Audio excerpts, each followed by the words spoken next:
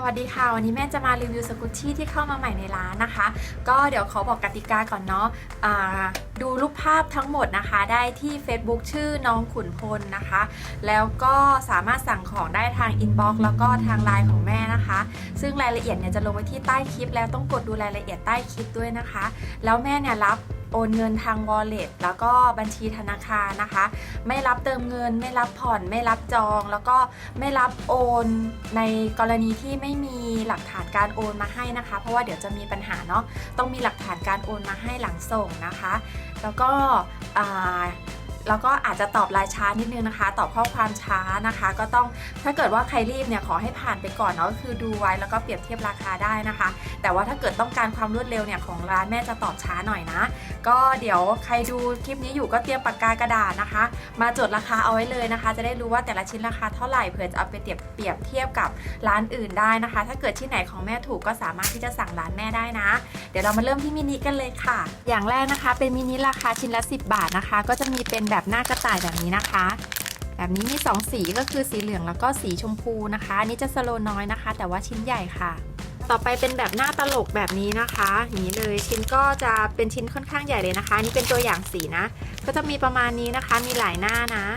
ก็เดี๋ยวบีบให้ดูความสโลก็จะอันนี้ราคา10 บาทค่ะ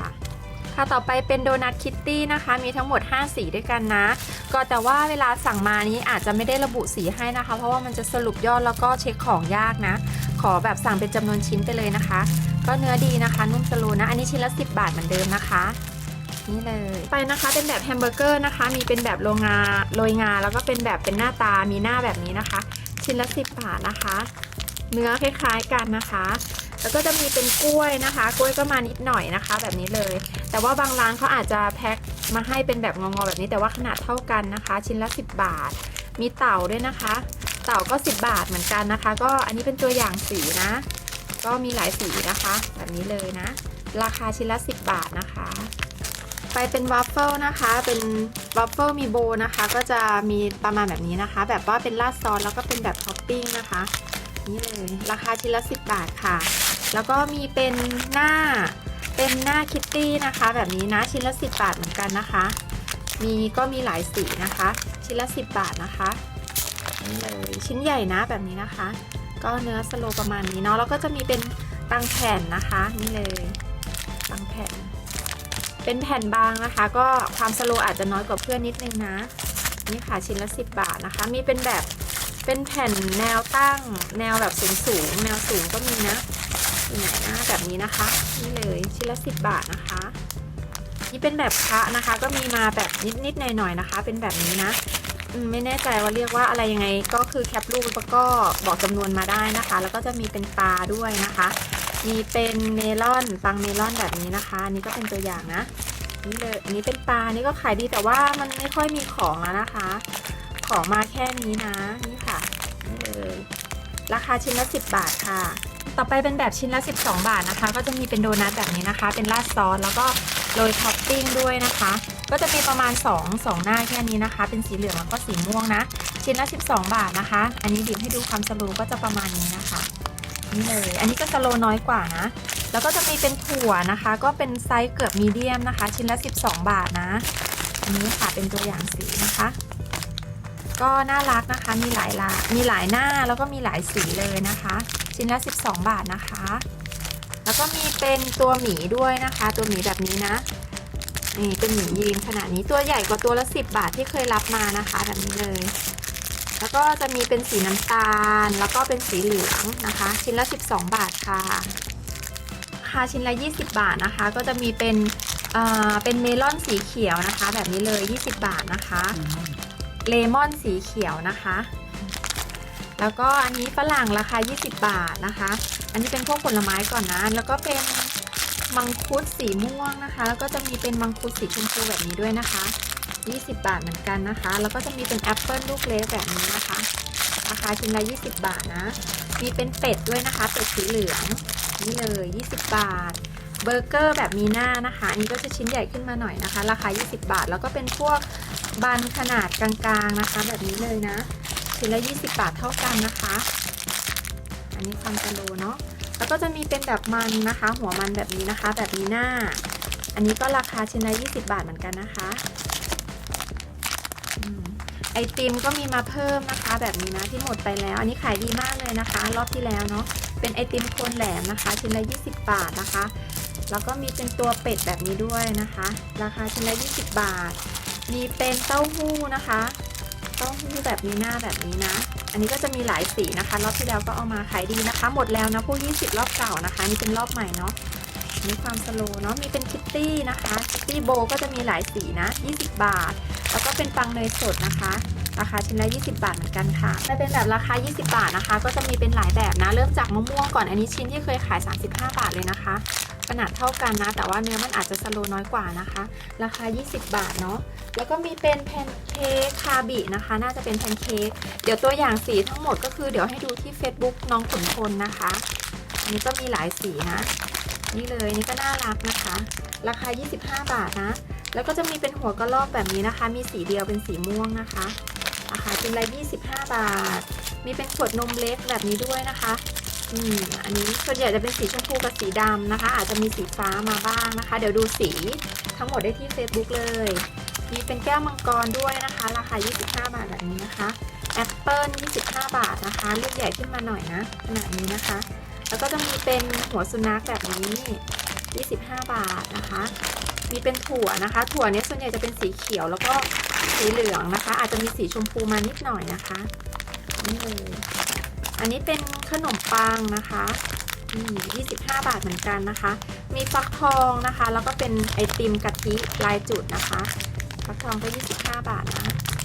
นี่เลยค่ะสโลเหมือนกันนะ25 บาทค่ะต่อมานะคะก็จะเป็นแฮมเบอร์เกอร์แบบนี้นะคะเนื้อนุ่มสโลมากนะคะชิ้นใหญ่ด้วยนะ25 บาทแล้วก็จะมาเป็น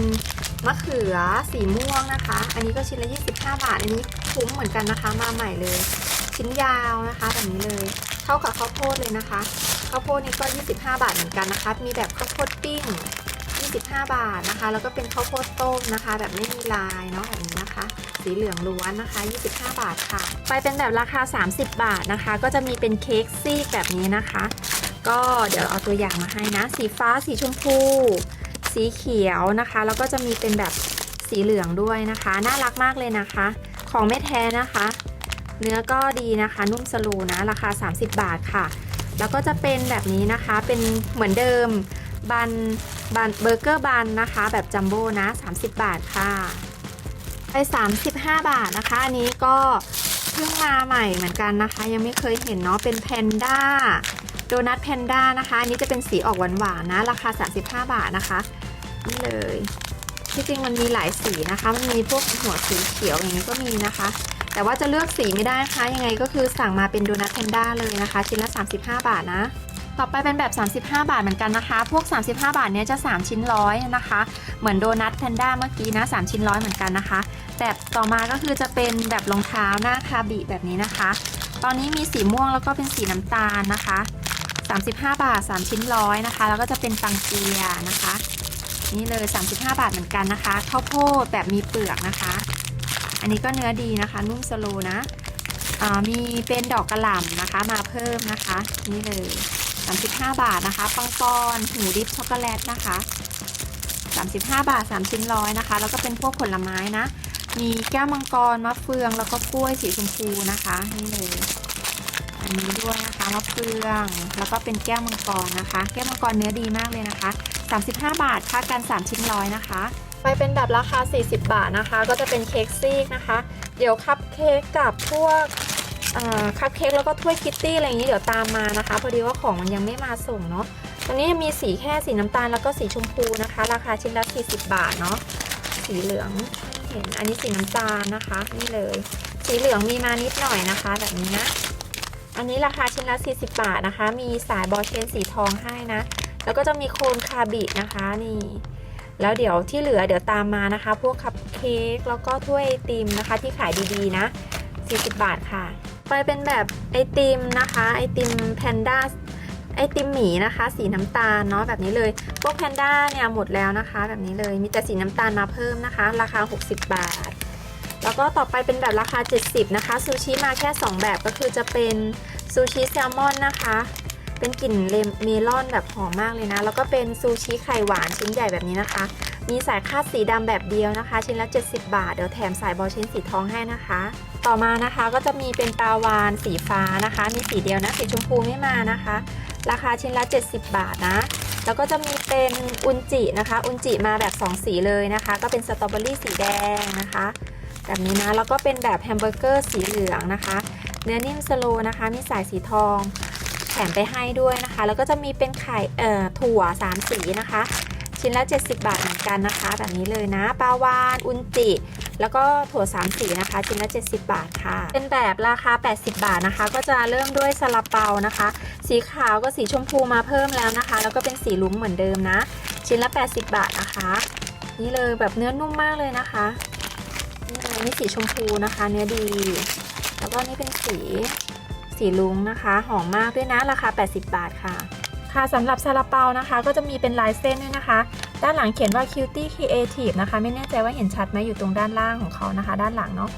นี่ค่ะเป็นแบบลายเส้นด้วยนะ80 บาทนะคะต่อมานะคะก็จะเป็นยาสีฟันนะคะมีแต่สีฟ้าสีเดียวนะของซานควีอีแลนด์นะคะแล้วก็เป็นน่องไก่สีน้ำตาลแบบนี้นะคะมารับมาสีเดียวเหมือนกันนะคะของซานควีอีแลนด์เนื้อนุ่มสโลว์มากเลยนะคะแล้วก็จะมีเป็นพีชนะคะพีชนี้เอามาแต่สีกาแล็กซี่ฟ้านะคะสีฟ้าอย่างเดียวสีชมพูไม่ได้สั่งมาเพิ่มนะเนื้อสโลว์มากนะคะแบบนี้เลยนะเดี๋ยวแม่มีตัวอย่างให้ดูนะคะนี่เลยอันนี้เป็นสีนะคะให้ดูนะน่ารักมากเลยนะคะเนื้อนุ่มนะคะสโลว์มากนะราคา80 บาทค่ะ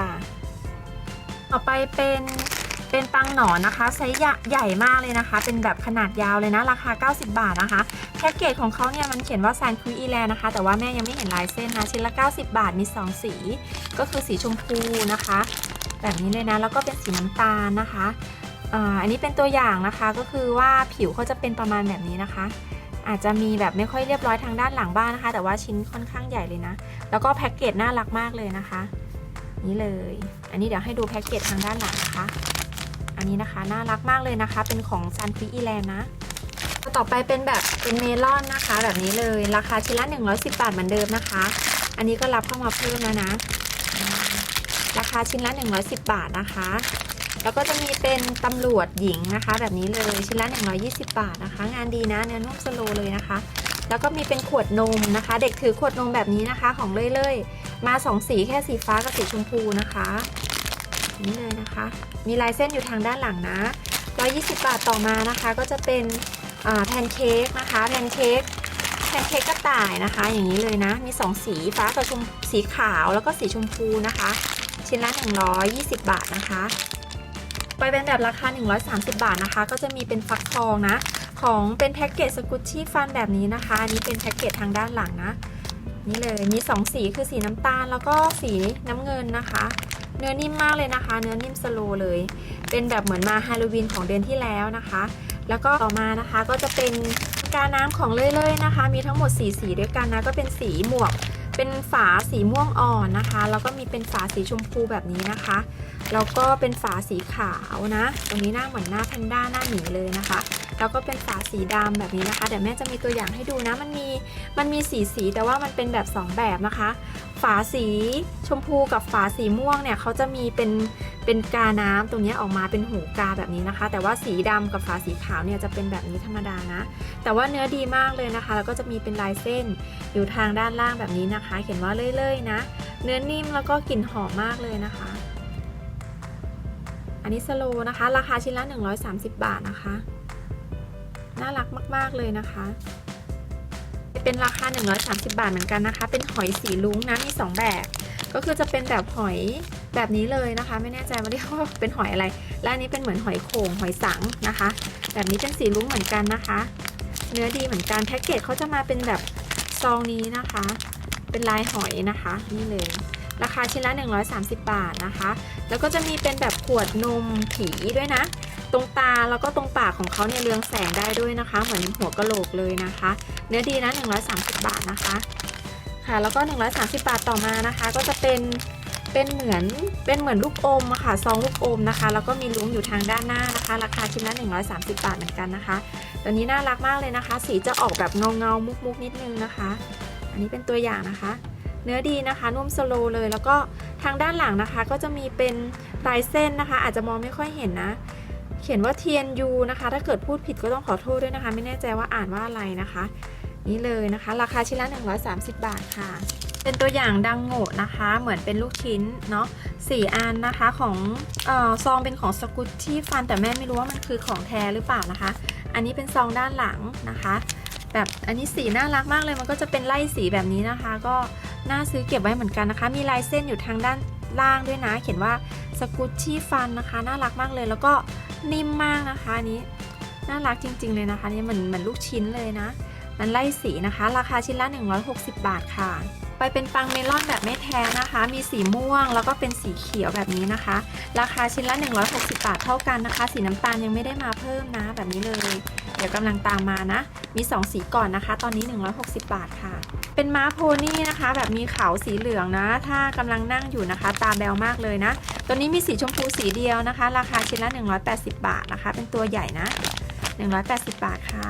ค่ะต่อไปเป็นแบบหมีใส่หมวกของเล่ยๆนะคะราคาชิ้นละ180 บาทนี่เป็นหมวกสีแดงนะคะ